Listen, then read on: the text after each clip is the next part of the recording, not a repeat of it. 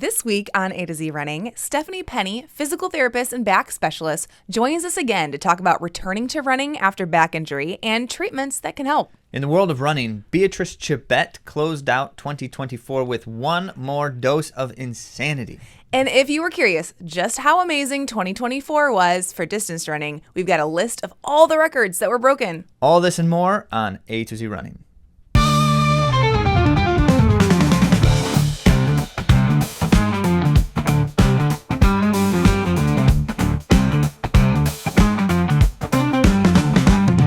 Hey everyone, welcome back to A to Z Running, where we help runners thrive with information, inspiration, and coaching services. I'm Andy. And I'm Zach, and a reminder that you can learn all about our services at AtoZrunning.com, and you can follow us on the places we post content. We share content via our email digest from AtoZrunning.com, but also on Instagram, YouTube, and Spotify.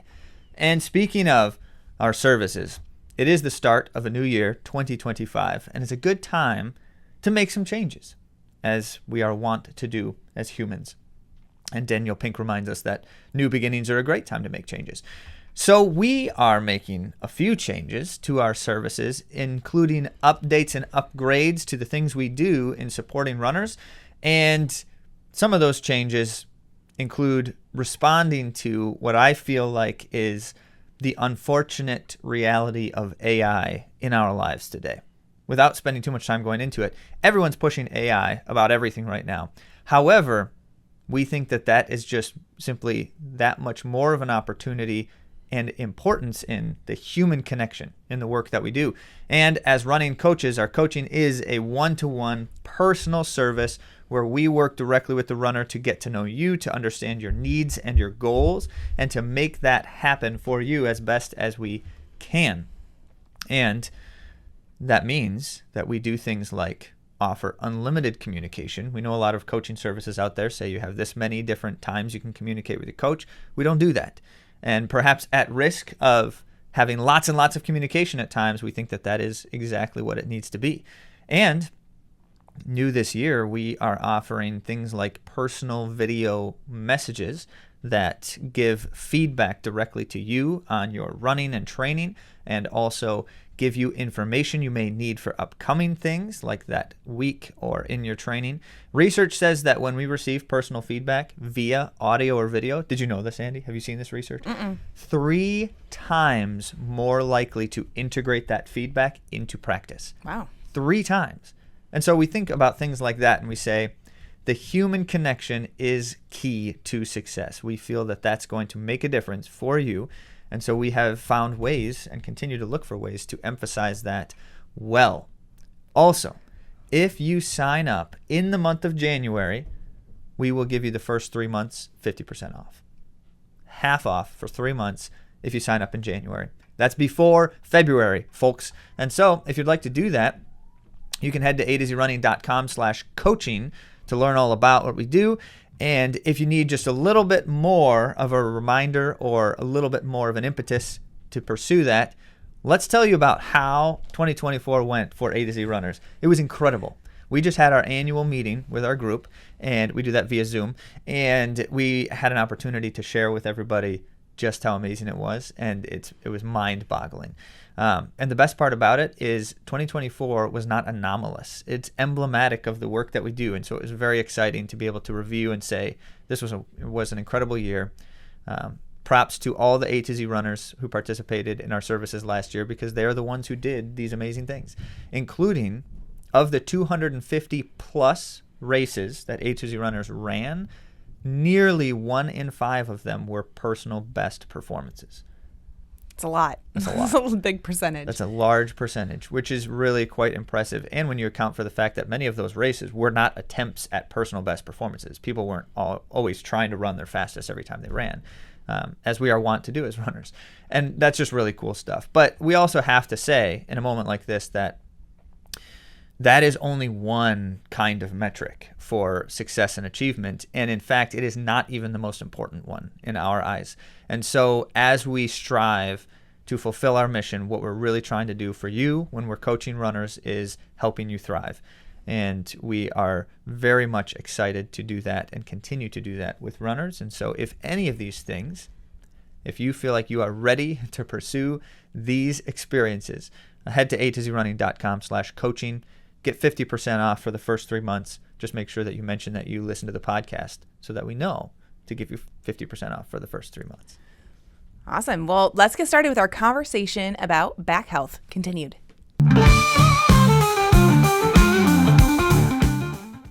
Stephanie Penny is joining us after a great conversation last week about runners and back health and some practical things that we can consider and do to improve our back health.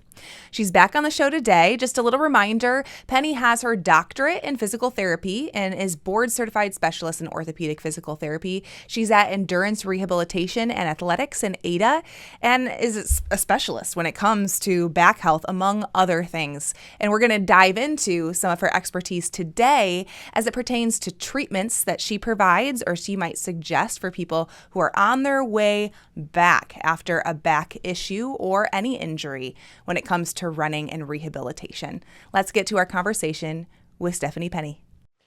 Hi, Stephanie. Welcome back to the show. Hi, thanks for having me. It was a great conversation last week. I learned a lot, and it was really great to have some really tangible takeaways, but also just the overarching knowledge that sometimes a problem that is down the chain or up the chain is caused by our back. Yes, and you're so great to talk to, so thanks for having me. Thanks. It's been so fun. And we're going to talk today, we're going to continue this conversation talking about returning to running after injury. Perfect. And that entails a lot of things. So We'll try to touch on a few things. But I'd love to hear from you just some of the methods that you employ here at Endurance that have helped people in recovery. And I'll let you take that because that's your expertise. Awesome. So I'll start with a little bit of backstory here. So for about 12 years when I was working as a PT in Chicago, I saw a kind of an array of orthopedic conditions and then began to specialize in the Schroth method for scoliosis and doing some breathing re-education training, and that completely changed the way I looked at any injury. So sort of thinking of it as our core from here to here can affect any part of the body. So that was exciting when I then came here to endurance rehabilitation, working with Adam and Rob, who work with elite runners and recreational runners, and it's been fun to combine the two different types of things and a great challenge. So it is quite a bit different working with higher level athletes, but it's been a lot of fun and we work well as a team. So if there's specific questions, I'm lucky to be able to collaborate.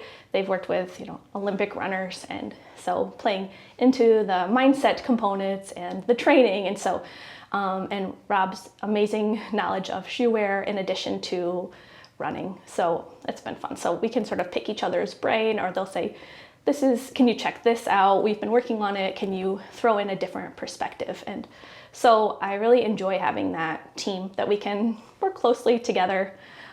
So if you do have an injury and you come to here for physical therapy, if you come in with back pain, the first visit, I would assess your static posture. So that's standing or sitting, looking at your upper back rounding, which we call thoracic kyphosis, your lower back arching or lumbar lordosis. We would look at what is your pelvic angle? Is it tilted? Is it bent to the side? Do you have legs that are different lengths? Do you have a history of scoliosis that could be functional, meaning like you always held something on one side, or you had an injury, you leaned off it, or structural? That's kind of the type we think about when we, back in school, they used to check you for scoliosis in around 5th grade. That is structural scoliosis, where your vertebrae are formed differently, they're wedged.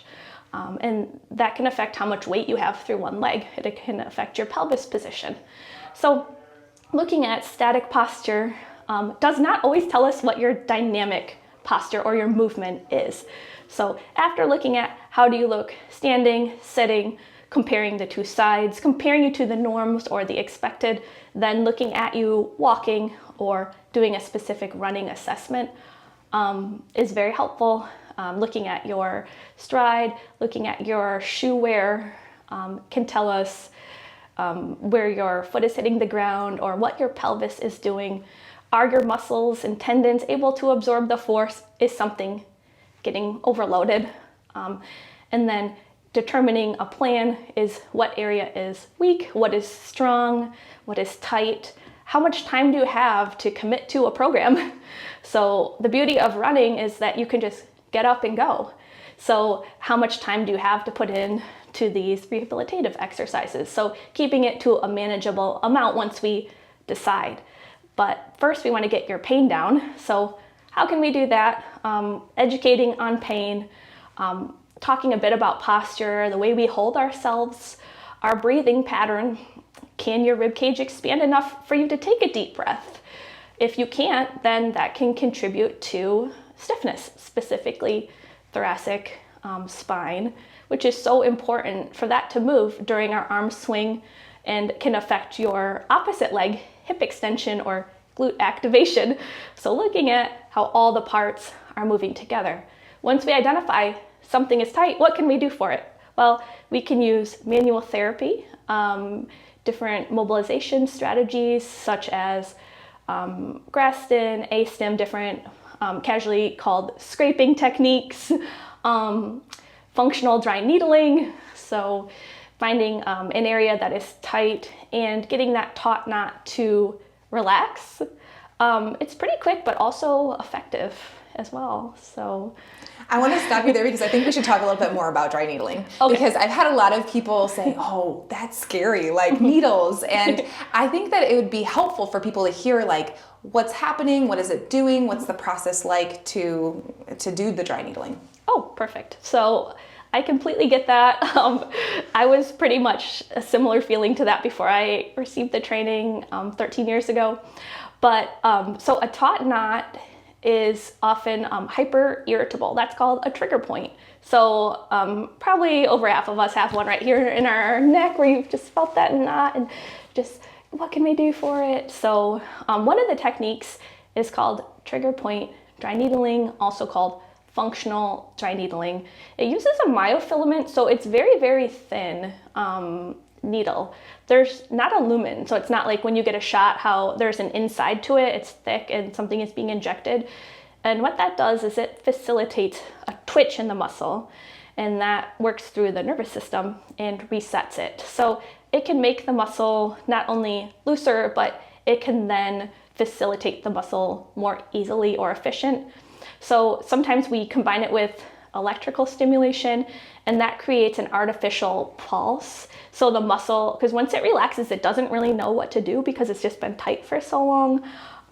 So the E-stim helps facilitate a normal twitch to improve sort of the health of the muscle. So locally, that can help the area with pain. There is also like a systemic relaxation that can occur. It's used very commonly with professional athletes and the military because it's very quick and efficient. So during it, right after you can do any activity you normally would, you're not restricted. So some people, one of the most common questions is, does it hurt? So are you guys wondering if it hurts? Well, I've experienced it, so yeah, you could go ahead and share. So I would describe it as a deep ache and a brief period of feeling uncomfortable. Everyone's tolerance is a little bit different too, and there's different like ways to dry needle. So there's some ways that are more gentle than others, or like how many spots we would do. So if someone is like, oh, I'll bargain with you, I'll do it if you're saying it's gonna help, but like as little as possible. So I'll assess like what are the tightest areas, and then I'll say, okay, let's see, can we do 3 spots? And then just look for the very worst ones, and then we'll do like a pre-test and then check right after, has your mobility or your pain decreased? And then the next question is, how long does it last? So how long it lasts depends on how did it get there. Is it because this is weak or tight or some of those postural things?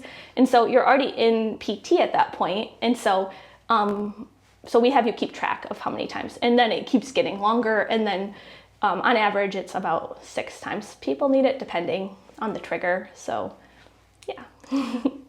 I love learning about things. I'm nerding out. I'm sure a lot of listeners are too, just totally nerding out. So you had mentioned to me a few things about why it could feel more or less like as you're actually putting the needle in. I think that would be great to share a couple tips, like prior to coming to do dry needling, what should you be thinking about? Oh, sure. So what I've found needling is that sometimes there'll be someone I needled more than one time and they'll do fine, but then they're a little bit more sensitive that day. So hydration plays a huge role, or making sure you've eaten. So I had somebody who was doing a 24-hour fast for something, and then just their whole system was sensitized. So those are the main ones. Or if you're like a ball of nerves that day, that can make you more sensitive to pretty much any touch anywhere on your body. Your system is just flared up. So we're working on calming the nervous system, but also the pain might be contributing to that. So addressing the pain with dry needling can be helpful. It's not for everyone, but often what I hear people say is that wasn't as bad as I thought as far as discomfort, and then they feel better afterwards. So it's usually them continuing to request it. Even when they're done for a PT, sometimes people come in just for dry needling to help them as they continue to train or continue their strengthening as sort of a quick area treating the tightness. So. Yeah, from personal experience, I can say if you can handle getting a sports massage, you can definitely handle getting dry needling. It's not nearly as painful as sports massage. Yes, it's true. Right? No elbows or anything like that, for sure. Yeah. Totally manageable, and it definitely is helpful. So I'm glad you talked us through that. Anything else that you do within your treatment or that you recommend with your rehabilitation? Like what kind of things can people expect? Yeah, so depending on your issue, we also offer the Boost, which is a type of anti-gravity treadmill. So you are able to continue running or training well with partial weight bearing. So it could be like half your body weight, up to 85 or 90. That way you can keep training while you're recovering. And that's just so great mentally as well as physically. Whether it be from a current injury or rehabbing from surgery. So I'm really excited that we have that to offer as well. Runners want to run.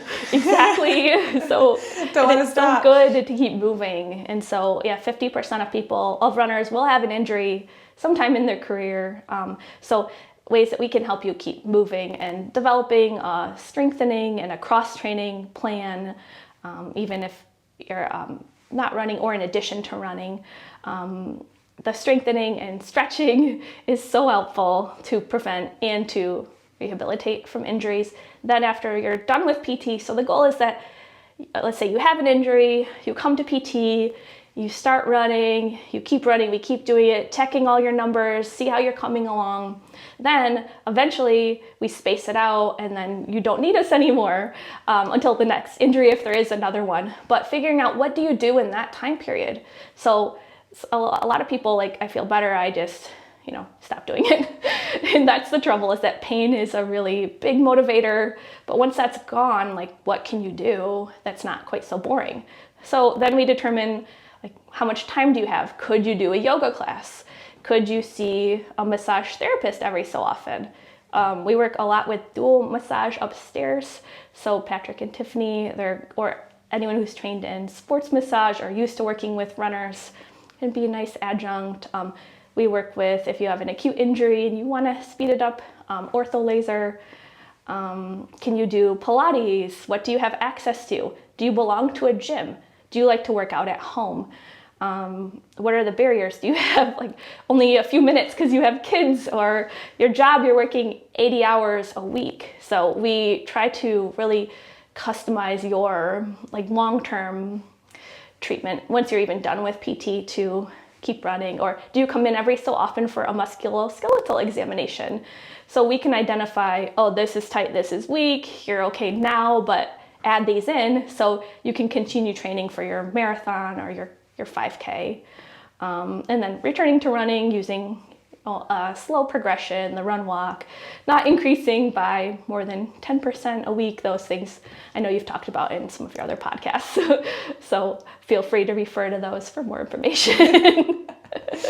I love that you've talked us through so many of these things. As I'm like hearing you talk, there's like a couple things that it seems might be good for everyone to be thinking about. Maybe that breathing, right? Learning how to breathe well. Can we talk about how that might look in everyday life? Or maybe there's one thing that you want anybody to be doing to help them in that healing breathing. Yes, sure. So being able to have a great diaphragmatic breath. So the diaphragm is our strongest breathing muscle. It attaches to our spine as well. So it is actually a stabilizer too. It's one of our core muscles. So we don't often think of it as one because we think of our, the six pack, the obliques, the transverse abdominis, but it is a stabilizer. So as that muscle lowers, then our lungs are able to fill with air, giving it to our muscles, oxygen to our muscles, as well as pushing out as well the CO2. So combined with our ribcage really doesn't get much motion day to day. So our neck does, we're looking around, our back from bending, but anatomically the ribcage attaching to the thoracic spine is in a way that makes it really stable. It protects all of our organs, but it can get stiff. So keeping that mobile can help you breathe deeper. So first we could do a little test to see, like, can you breathe? So obviously we're all breathing, we're all here, but are you able to take a sufficient breath? So one way to test it is sitting and placing your hands on your legs and taking an inhale and an exhale. Now the next time you do that, count how long am I able to inhale? Oh, 2 seconds. Well, our goal would be like 4 to 5 seconds.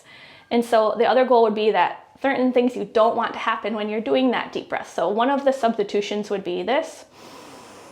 So elevating your shoulders, or the other one is like arching your back. Your back should not arch at all when you are inhaling because the back muscles aren't meant to help you breathe. They're meant to help you move. So if you can assess what you're able to do, the inhale, ideally through your nose. Your exhale can be through your nose or your mouth, but ideally inhaling through our nose allows us to achieve more of a diaphragmatic breath. Completing that for 4 repetitions, I would say a few times a day, you can see that improve up to 7 seconds, or, everyone's a bit different. But if you're doing that and that's 1 second, that's a cue like, oh, I might be a shallow breather. And that has a cascade of other things that can then be attributed. So neck tightness, headaches, back pain, and then some other things with that. So that one could be good for anybody. That's a great way to start with the diaphragmatic breathing. Mm-hmm. It's also very relaxing. So there's different strategies out there. There's tons of them. If you want to do one when you're laying down, so lying on your side is the most easy way to start diaphragmatic breathing because we're not working against gravity. So standing is the hardest. Sitting is the easiest though because we are just sitting throughout the day. Lying on your back, and then the easiest is lying on your side in sort of that fetal position. Another one I really like for breathing is called the box breathing. So what that is that you inhale for 4 seconds, then you hold it for 4 seconds, exhale for 4 seconds, and inhale for 4 seconds. So that forms a box shape. They're all the same amount. And that not only helps diaphragmatic capacity, where you can increase it, it also calms down the nervous system. So finding a balance between our fight and flight, so our sympathetic nervous system, and our parasympathetic nervous system. Doing that lying down, especially before bed, can really help with sleep, which is so important in our recovery and often troublesome. So many people have trouble sleeping. And so going through that about 10 times, next thing you know, you could be asleep on your way to recovery. And that's super easy as well. And it's an easy visual. I really like that. There's some more complicated breathing ones as well, but those ones are easy to do and easy to remember as well. Mm-hmm. I've integrated it because of your help, and it's been really beneficial for me too. I also want to highlight, because I was doing this, the whole arching of your back while you're breathing, and just having that dysfunction where I always wanted to engage that muscle when it wasn't meant to. That was part of my dysfunction. So I would love for everyone to be thinking about that, and I just wanted to highlight that because that could be an indicator you should come on in and get evaluated, because that's not the way things are supposed to be. Yeah, exactly. And as you know, like, being told it doesn't mean you can necessarily then do it. So often we have to loosen those muscles or stretch certain ones so you have that mobility to do it. So it's very worthwhile to work on no matter what, but that can help it make it a lot easier for you as well. So that was the one thing I heard you talk about that everyone could, is the breathing. But then the next thing you just kind of transitioned very nicely to, and we've already discussed some of the methods, but getting everything to be more loose because we're holding tension. Is that a common problem for runners? Do we seem to hold a lot of tension, or is that just everybody? Is that humanity? We need to return to running to reduce our tension and calm us down. So most of modern society does hold tension and is shallow breathers. Certain things we're more, predisposed to. Life is faster. Often we're rushed. Positions we're in is different than times where our lifespan is to 40 and we're just, I wouldn't be here anymore. You're just walking around, hunting and gathering. Our body was moving in different ways. So our aches and pains are different with working on computers, technology, of course, and then certain things we do that feeds into it as well. So certain things we are a bit more predisposed to as well, but it's good to look at, and not just in us as we rehab ourselves, but look at your kids. Like, check them. Are they looking at their phones like that, like starting to have back pain, headaches, stuff they might not even know how to describe? So the knowledge is powerful, not just as you're learning it for yourself, but like you can sort of share that wealth of knowledge with your family or even friends if they want to listen. Let me tell you how you're hunching right now and crossing your legs. Not good. Sitting on your phone, crossing your legs. Maybe just be careful if it's your spouse. Right? Walk tenderly. Yes. You don't want other injuries. Okay. Yes. Right? You don't want to sound like a know-it-all, but helping other people as well. I think it's so good for awareness. And as we're talking like returning to running, okay, like what can I continue to do? What's happening in my body? Do I need to breathe better? And do I need to continue to get treatments periodically to like dry needling, massage, some scraping in order to continue the path to injury-free running? I love how you said it's like not an isolated thing. Like we don't come and get healed right now and then continue to do what we were doing before. There's an education, a mindset, and then these exercises that we take with us to continue to run in health. Yes, exactly. So yeah, changing the way you're moving will then keep these new muscles you found strong. So yeah, for sure. Changing the lifestyle is the hardest. So over the years, people have always told me that stopping crossing your legs is the hardest thing to do. So if it's hard for you, then just know you're in good company with the rest of us. And there's an area of improvement. It's an opportunity to feel better. Yes. If you know that that's something you're doing. Simple. Yeah. Yeah, I love that. I love the opportunity for growth and feeling better. Well, this has all been super helpful. Is there anything else that you wanted to mention about the return to running, or any encouragement you want to give? So what I've noticed over a period of time is that once you recover from an injury, you're much more likely that when an injury starts to seek care. So just knowing that it's out there and that it doesn't mean you're giving up on something, it's just meant to help you return, to your activity.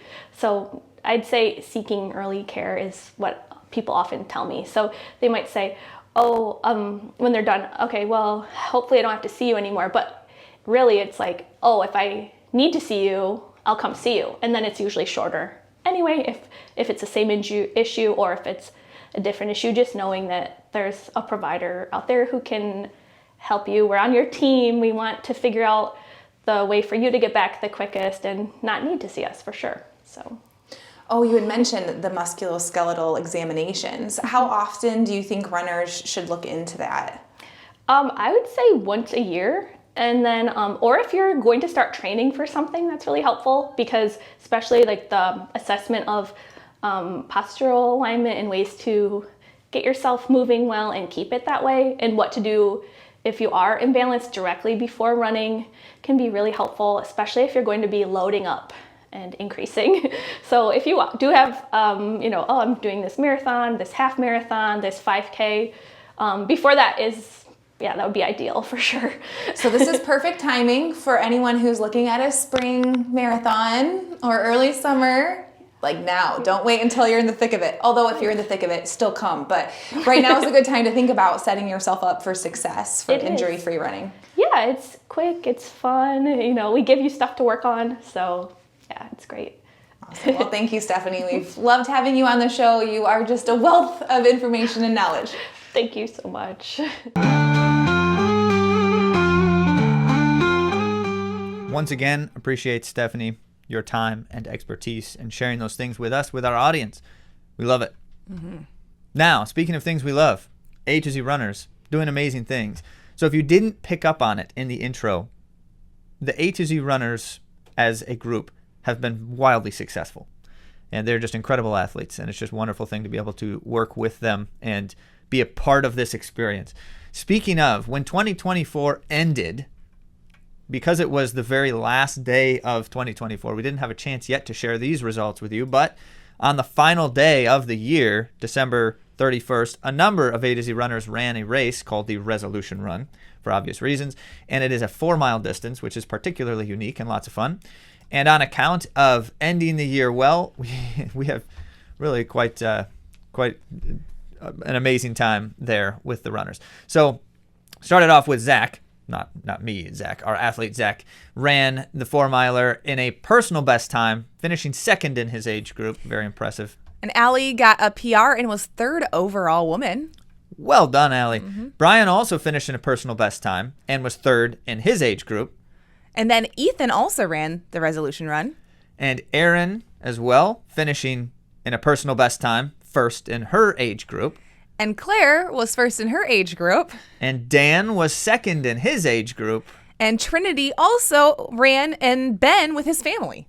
Right on. So lots of participation and some very successful experiences.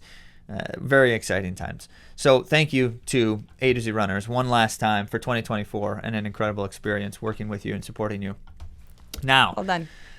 How about the rest of the world in 2024? Now, of course, not nearly as amazing as the A to Z runners, but still some exciting things to share.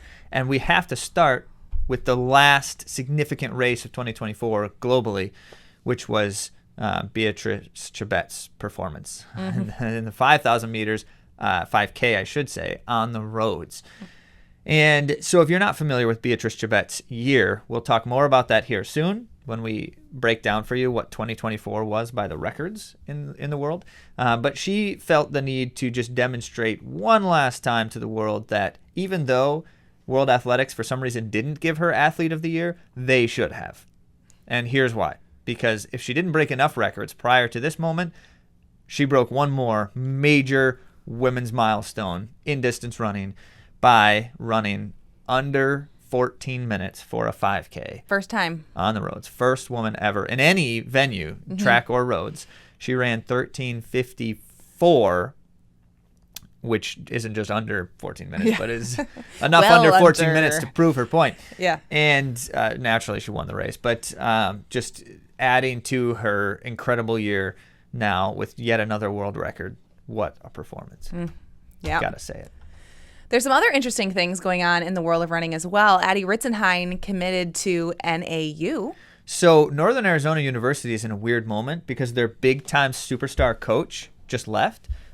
He had talked about it for a while. They knew he was going to be leaving last year, and now he's coaching professional runners only.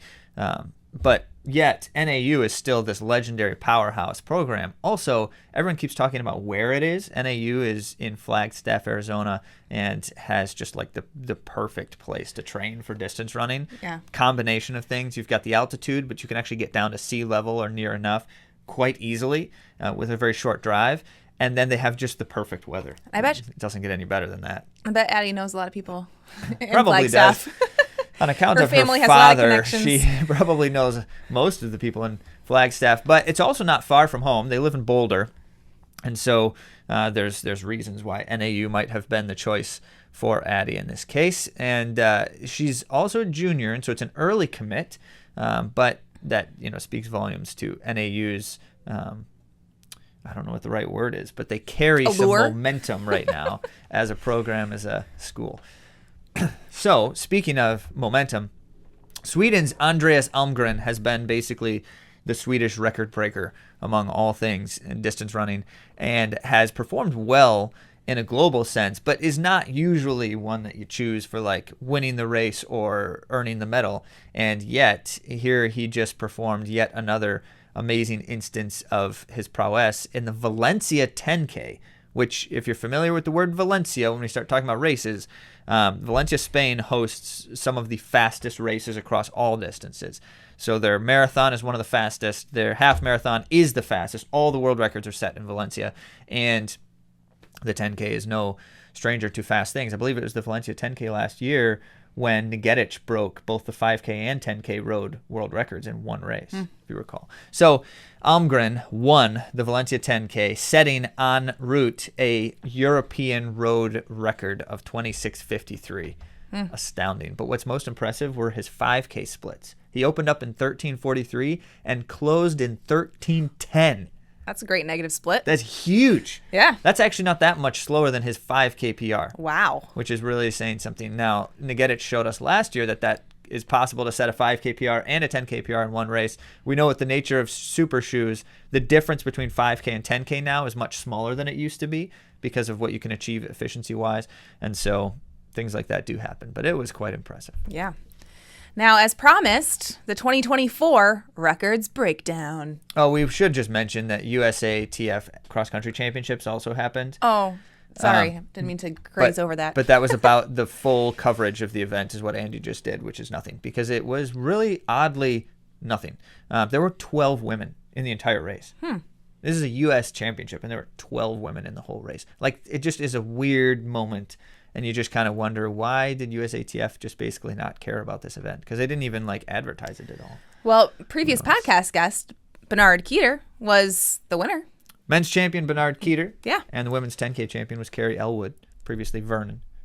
Oh, yeah. Yep. Familiar Both name. strong runners. Yep. So they did get some good strong runners out, just not very many of them. Only those two. That's what the message boards kept saying. The only names I recognized were the first two, and most people didn't recognize Carrie's name because they didn't realize that she had changed her name. She had gotten married and changed her name. So, as it were, odd moment for. So we also had her in the podcast. Yes, we had both of them on the podcast. All right, I'm teasing again. 2024 records breakdown. This is very cool. I actually wrote it in the heading that this is very cool because we're nerds. Because what it is, and they do this every year. We just don't always report it in this way. But Track and Field News keeps a tally of all the records that were broken and then reports on that at the end of the year. And unfortunately, we don't have every record from every country, partly because we don't have the hours it would take to share all of them, but we will share some of the layers here, and it's just quite incredible. Starting with, most notably, the world records. World records, so many. A lot more than you would have thought in a general single year. This includes track and roads, by the way, and so we'll cover all of it. But starting with the 3,000 meters, it was Jakob Ingebrigtsen, 7:17, breaking a legendary record and then just smashing it, in fact. What a impressive performance that was. The road mile, 3:51 by Elliot Giles. So Giles set this record. You recall that this is a relatively new record, and when it was first contested, people were kind of like, that record isn't all that impressive.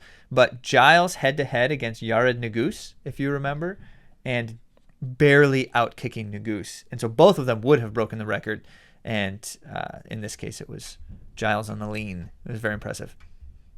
Half marathon record was set by Yamif Kajelcha, 57:30, just edging out Jacob Kiplimo's previous record. In the women's 1500 meter, it's no surprise that Faith Kipyegon broke her own world record in 3:49. Very impressive year for Kipyegon, Yes. for sure. And also in the women's 2,000 meters, the unexpected record setter, only unexpected because this is her first global record, went to Jessica Hull from Australia in 5:19. And then we go to another women's record, the 10,000 meter run, 28:54 by Beatrice Chebet. So we mentioned Chebet was setting milestones. Here's another one for you. The first time on the track under 29 minutes. And once again, she kind of smashed it. So Chebet set a number of records on the year. Really impressive stuff. And then in the women's marathon, we've talked ad nauseum, as the world has, about Ruth Chepngetich 2:09:56 record. And then we have a women's only marathon record, 2:16:16 by Perez Jepchirchir. And we mentioned Chebet's road 5K, not yet ratified, but that 13:54 is going to be the new road 5K record over Agnes Negetich's 14:13, which we mentioned she did at the very beginning of 2024 in the 10K. So we'll just go on to simply say that that's also the other record she set that day, which was at Valencia 10K in January 2024. Negetich ran 28:46 for that 10K. Well, we're not going to end there because there were some other exciting U.S. records and collegiate records and junior records to be celebrated. There's not quite as many, actually, as the world records, though. Isn't that something? Yeah, it's More wild. world records were broken than U.S. records. Yeah. So for the U.S., in the 800-meter men's section, we have 141.67 by Bryce Hoppel. That was a sweet one. That was a very sweet exciting. one. Bryce Hoppel's year was so exciting. It's just like the one thing, if he could have won a medal, Oh, he's so close, he though. could have won he a was. medal, He was fourth. it was would, so would have close. just capped off one of the most impressive. Anyway, in the road mile, we mentioned Yared Nuguse head-to-head against Elliot Giles. Nuguse was edged out, but he still set a new U.S. road mile record in 3:51. Yes, and Hillary Bohr got the 10-mile record in 45:56. We mentioned that that was just barely beating out our previous podcast guest and pal. Do you recall the race? Oh, Nate Martin. Yeah, I do. It was a really Yeah, it was a exciting really exciting race. moment We've also in had time. Hillary Bohr and Yared Nuguse on the podcast, too, so True, they were true both that. podcast guests. Yeah, true that. Lots of. And Yes, speaking of, next one up is the 25K U.S. record set by Diego Estrada in our own backyard in Yep. 1:13:09, and we were able to talk with him about his recent running journey as well, which was Yeah, exciting. that was a really great episode. Go back and listen to that one. Very inspiring. Yes. Women's 1,000 was set by Addie Wiley in 2:31.49. And the women's 2,000 was set by Corey McGee. I believe it was the same race when Jessica Hull broke the world record. I think it was. Yep, and she ran 5:28. That was a fast race in general. Yep. Lots of national records going down. The women's 3,000, 8:25 by Elise Craney. And the women's half marathon U.S. record was Wayne Kaladi in 1:06:25. Exciting stuff. Moving on to the collegiate records that were broken in 2024. We talked about Ethan Strand's 3,000 meter run with teammate Parker Wolf, and Strand only barely outleaned Parker Wolf, so they both broke the collegiate record in 7:30. Was very impressive. 5,000, Nico Young running 12:57. And also Nico Young in the 10,000 running 26:52, and then going on to be an Olympian in the very same year. What a year he had. It was He had just an awesome year. incredible. All right, the women's 3,000 meter steeplechase was run in 9:15 by Doris Lemgel. And the women's 5,000 and 10,000 were both broken by Parker Valby. Similar to Nico Young, what a year she had, going on to then become an Olympian as well. And Parker Valby ran 14:52 twice in the 5,000, and then she ran 30:50 in the 10,000. That was an impressive year. On the junior side of things, we had a 1,000, this is U20, by the way, World Juniors is U20, 1,000 meter record, 2:14 by Niles Laros. And then in the 10,000, and we should note just how incredible this athlete is, Biniam Mahari from Ethiopia. If you have not heard us say his name before, he ran 26:37 in the 10,000 at age 17. So it's not that was almost a U18 record as well. Unfortunately, turned 18 still in the year. And so it couldn't be a U18 record. But a U20 record, also one of the fastest times ever by a human. I can't remember what the exact, it was top 8 or top 7 all time, something like that. And then Meharry also went on to run in the Olympics at age 17 and finish 6th, I believe. I can't remember. Okay. Wow. So that's impressive. What a year he had. The women's 5,000 junior record went down in 14:23.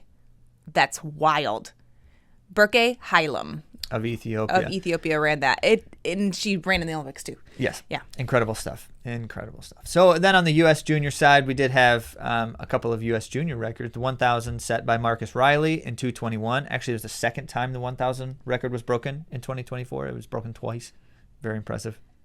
The 5,000 boys, 13:25 by Daniel Simmons. And in the women's 5,000 on the track, Elizabeth Leachman ran 15:25 to end her sophomore year of high school. So there you have it. That's our records breakdown for 2024. I feel like that was a good way to kind of wrap up and finish our coverage of 2024, to just look at just how incredible of a year it was, which the answer to that is very, very incredible. And just an incredibly exciting year. And we had an Olympic year, and it was an Olympics for the history books, and many great performances, as you can see here. And beyond the records, many great races otherwise. Mm-hmm. Thank you all so much for joining us this week on the podcast. We'll see you again. We'll talk to you again next week.